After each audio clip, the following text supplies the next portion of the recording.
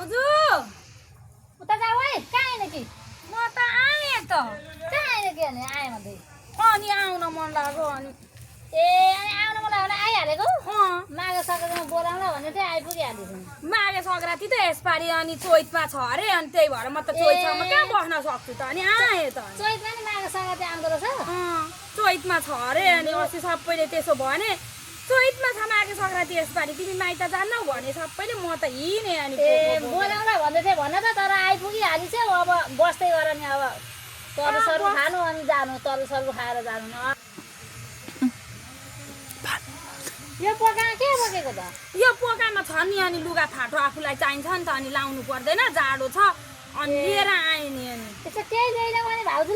भाउजूलाई त के ल्याइदिनु मन त थियो नि के गर्नु पैसा छैन अनि त्यही भएर ल्याइदिन बस तरसरु खानु अनि माघे सङ्क्रान्ति मनाएर अनि तर जानु पर्छ